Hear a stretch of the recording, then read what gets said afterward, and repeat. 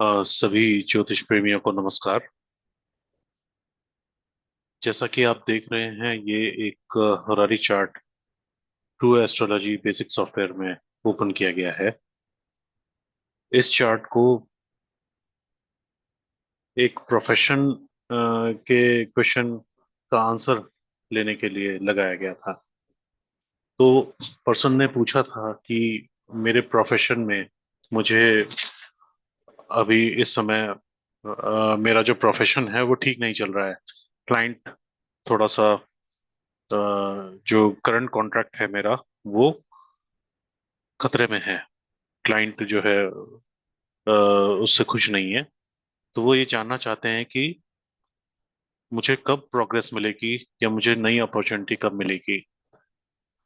तो इस Harari chart को लगाने के बाद हमने देखा कि मून की पोजीशन यहाँ 10th हाउस में आ गई थी, सेकंड हाउस में आ गई थी, सिक्स हाउस में आ गई थी।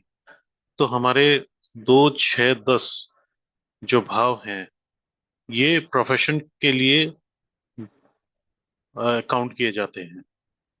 10th हाउस प्रोफेशन हो गया, सिक्स हाउस सक्सेस का या क्लाइंट से आने वाले मनी का हो गया, सेकंड हाउस मनी का हो गया, और फर्स्ट हाउस भी स्वयं के बारे में उन्होंने पूछा था तो इसके बारे में हो गया। तो ये जेन्युइन क्वेश्चन था बिल्कुल। तो इसका आंसर एक्यूरेसी के साथ दिया जा सकता है। अब हमें क्या है कि लग्न का प्रॉमिस पढ़ना होगा। लग्न का सबसे लॉर्ड सन है।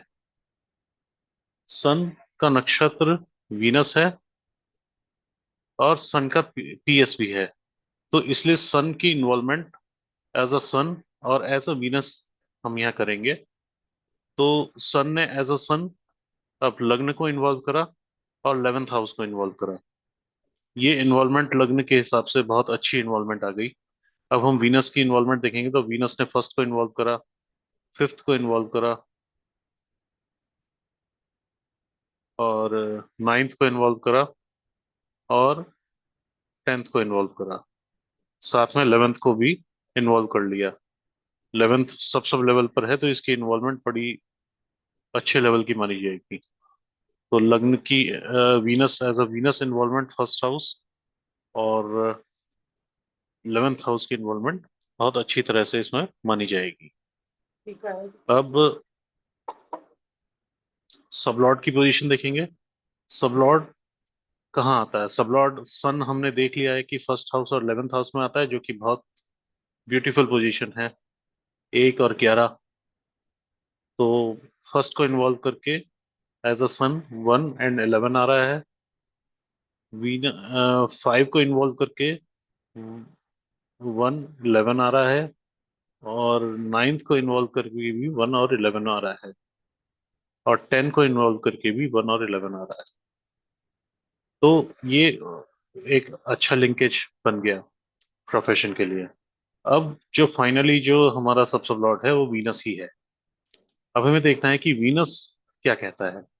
वीनस हम देख ही चुके हैं कि वीनस पॉजिटिव हाउसेस में भी आ रहा है, लेकिन साथ ही साथ ये फिफ्थ और नाइन्थ हाउस में भी आ रहा है।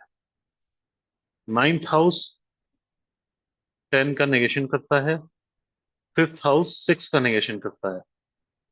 हालांकि हमारी इन्वॉल्वमेंट यहाँ नहीं हो रही है, लेकिन फिफ्थ हाउस और नाइन्थ हाउस प्रोफेशन के लिए अच्छे नहीं माने जाते, थोड़ा चेंजेस दिखाते हैं। साथ ही साथ हमारी 11th में भी इसकी पोजीशन दिखाई दे रही है।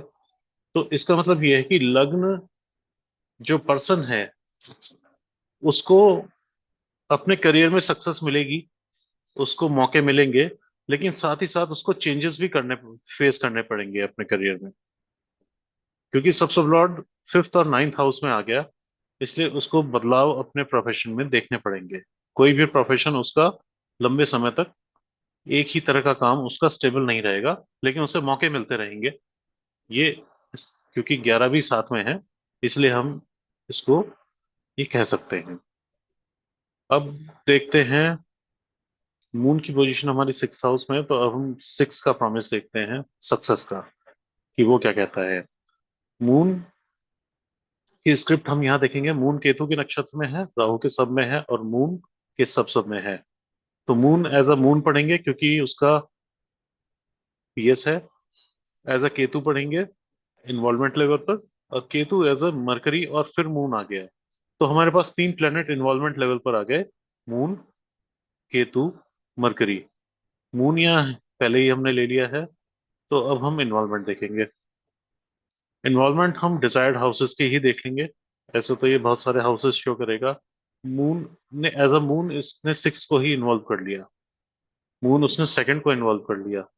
और मून उसने 10 को इन्वॉल्व कर दिया। तो हमारे डिजायर्ड हाउसेस आ गए हैं इन्वॉल्वमेंट लेवल पर।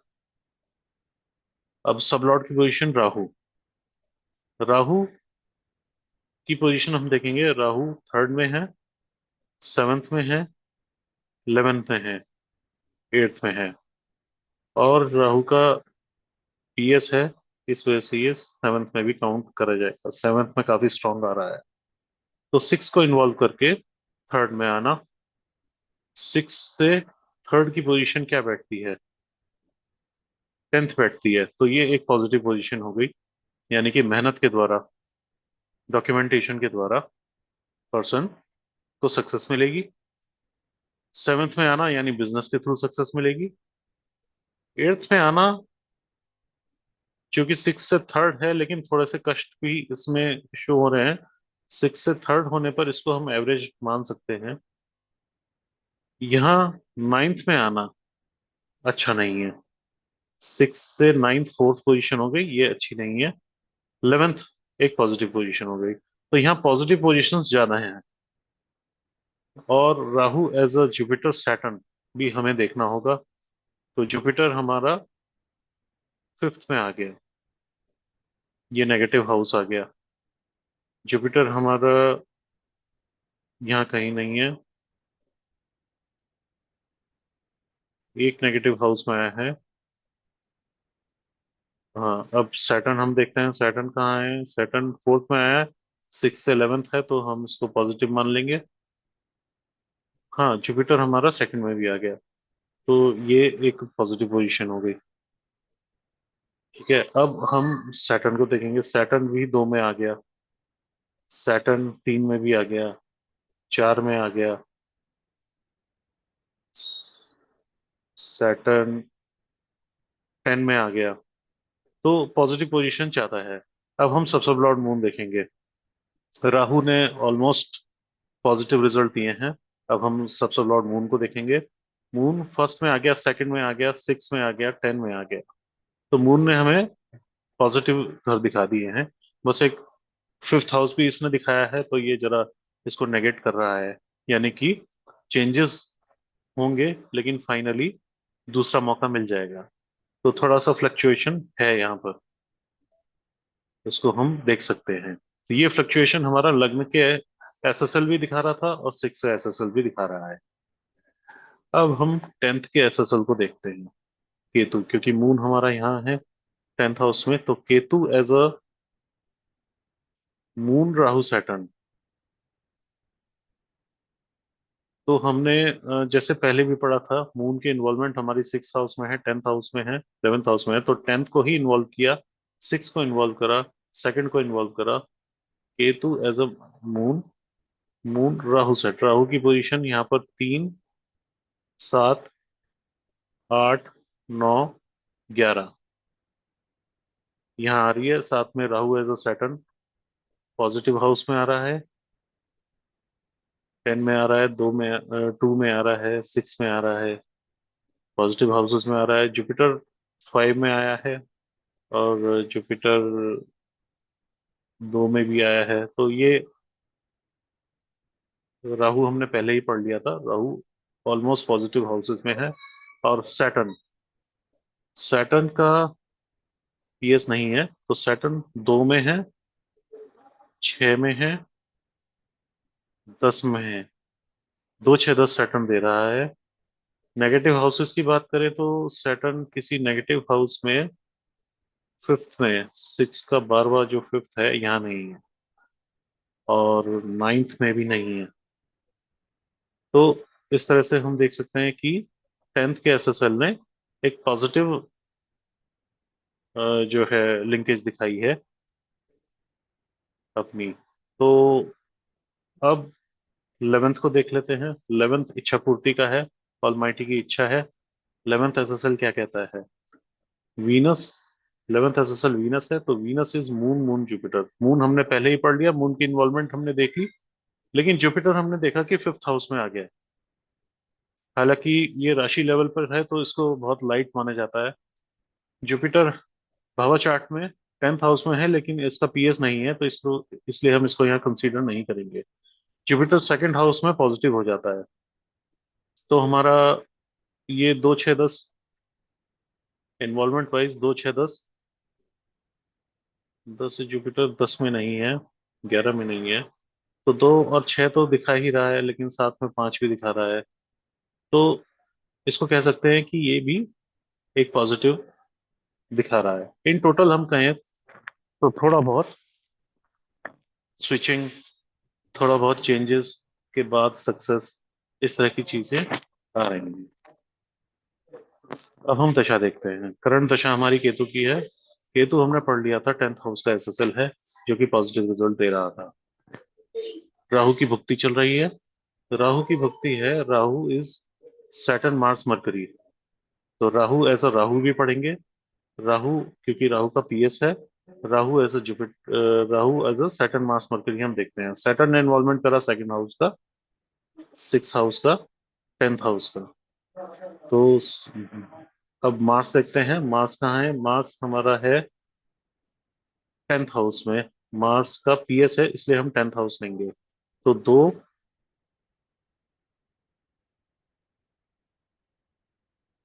मार्स हमारा 5th हाउस में भी है, और मार्स 9th हाउस में भी है। तो Rahu as a Saturn Mars Mercury. तो 10th को इन्वॉल्व करके 9 में आ गया। 10th को इन्वॉल्व करके फिफ्थ में आ गया। ये दो नेगेटिव पॉइंट्स आ गए। लेकिन मार्स 10th को इन्वॉल्व करके 10th में ही रह गया, क्योंकि 10th में इसका पीएस है। पॉजिटिव हाउस कहाँ है मार्स के? मार्स का कोई पॉजिटिव हाउस हमें, कोई अच्छा पॉजिटिव हाउस हमें नहीं दिखाई दे रहा। अब हम मरकरी पे जाते हैं। जब मार्स ने हमें इतना अच्छा रिजल्ट नहीं दिया, तो अब मरकरी में देखते हैं। तो मरकरी हमारा सेकंड में आ गया। मरकरी 6 में आ गया। मरकरी 11 में आ गया। 12 में भी आ गया। मरकरी 7 में भी आ गया, और 6 में आ गया। तो मरकरी एज अ सब लॉर्ड ये कह रहा है कि मैं अच्छे रिजल्ट दूंगा आपको फाइनली। तो मार्स ने अच्छे रिजल्ट नहीं दिए, मार्स नेगेट कर रहा है करियर को। करियर के हिसाब से मार्स एज अ सब लॉर्ड अच्छे रिजल्ट नहीं दे रहा, लेकिन मरकरी फाइनली आकर वो पॉजिटिव हाउसेस में आ जाता है। तो थोड़े स्ट्रगल के साथ ये सक्सेस दिखा देगा। तो ये राहु को हमने पढ़ा। अब मार्स को हम पढ़ते हैं। मार्स की अंतरा, ये करंट पोजीशन ये है। इस समय जो जातक है, जो पर्सन है, वो अपनी, उस पर मार्स का प्रभाव काफी ज्यादा है। अब मार्स को हम पढ़ते हैं। तो Mars is a Mars Venus Saturn. Mars Mars के नक्षत्र में है, वीनस के सब में है, और सैटर्न के सब में है। तो मार्स ने 10th हाउस को इन्वॉल्व करा, 10th में पोस्टेड है। मार्स ने 5th को इन्वॉल्व करा, मार्स ने 9th को इन्वॉल्व करा। तो मार्स ने नेगेटिव हाउसेस को भी इन्वॉल्व करा, और पॉजिटिव को भी करा। तो हम 10th के विद रिस्पेक्ट टू देखते हैं। तो मार्स एज अ मार्स। अब वीनस की पोजीशन देखते हैं। तो वीनस हमारा फर्स्ट में आता है, और 11 में आता है। ये दो अच्छी पोजीशन आ गई। लेकिन अब नेगेटिव हाउसेस हम देखते हैं। तो वीनस 5 में भी है, 9 में भी है, बड़ा स्ट्रांग है। तो वीनस इन टोटल 50% पॉजिटिव और 50% नेगेटिव रिजल्ट दे रहा है। ये पक्का चेंजेस दिखा रहा है। क्लाइंट साइड से होने वाले चेंजेस, करंट जॉब में होने वाले चेंजेस दिखा रहा है। लेकिन फाइनल रिजल्ट ये 11th में एज अ सब लॉर्ड है। तो इसको हम ये कहेंगे कि ये फाइनली कुछ ना कुछ गेन्स करवाएगा। अब इसका सब लॉर्ड है सैटर्न। तो सैटर्न का पीएस है, नहीं है। तो सैटर्न हमारा 2 में है, सैटर्न हमारा 6 में है, सैटर्न 10 में है, सैटर्न 9 में और 5 में नहीं है। तो इसलिए हम कह सकते हैं कि थोड़े स्ट्रगल और चेंजेस के बाद फाइनली कोई ना कोई अपॉर्चुनिटी मिल जाएगी या रिन्यूएशन हो जाएगा। तो ये जो मार्स की अंतरा है, ये चलेगी 24/9 तक। यानी कि 24/9 तक उनको थोड़ा सा समय निकालना पड़ेगा। और राहु भी थोड़े से मिक्स रिजल्ट दिखा रहा था, तो इसलिए, और मार्स काफी ज्यादा एवर फॉरवर्ड वो चेंजेस शो कर रहा है। तो मार्स की जब अंतरा निकलेगी तो राहु की भुक्ति भी खत्म हो जाएगी, तो उसके बाद हमारा जुपिटर आ जाएगा। जुपिटर का क्या कहना है? जुपिटर मार्स के नक्षत्र में है, राहु के सब में है और सैटर्न के सब में है। तो हमने इन सभी प्लैनेट्स को पहले भी पढ़ लिया है। तो मार्स 10th हाउस की इन्वॉल्वमेंट हो गई है। राहु ऑलमोस्ट सभी पॉजिटिव हाउसेस में है, 11, 3, 7, ये सब दे रहा है। और सैटर्न भी 2, 6, 10 हमें दे रहा है। तो हम कह सकते हैं कि जुपिटर का जो अंतरा है, ये कुछ ना कुछ गुड न्यूज देगा। तो 24/9 तक वेट करना पड़ेगा, उसके बाद स्थिति बनेगी। अब इसके लिए और कंफर्म करने के लिए हम गोचर देख लेते हैं। तो करंट गोचर अभी इस समय चल रहा है, हमें जुपिटर वीनस के राशि में गोचर कर रहा है और साथ ही मंगल के नक्षत्र में है। अब देखिए, मंगल हमने वहां रीड किया था, जो चेंजेस दिखा रहा था, और जुपिटर मंगल के नक्षत्र में है। तो मंगल का जो रिजल्ट है वो अभी आ रहा है। और जब जुपिटर मंगल के नक्षत्र से बाहर आएगा, दूसरे नक्षत्र में जाएगा, तो तब जाकर इस प्रोफेशन में स्मूथनेस दिखाई देगी। तो अभी मंगल का नक्षत्र तो नवंबर तक चलेगा, तो तब तक थोड़ा सा उतार चढ़ाव रहेगा। लेकिन सन लियो साइन में है, और लियो साइन तो पॉजिटिव है, सन तो अच्छे रिजल्ट दे रहा था। लेकिन मेन जो जुपिटर है, जुपिटर का नक्षत्र ये पॉजिटिव नहीं है। तो मार्स को पहले यहाँ से निकलना होगा, हमारे पहले यहाँ से अंतरा से मार्स निकल जाए, उसके बाद थोड़ा थोड़ी राहत मिलेगी। और फिर जब जुपिटर मार्स के नक्षत्र से निकलेगा, तब स्मूथनेस आएगी। तो ये हमारा जो है एनालिसिस था इस चार्ट के ऊपर।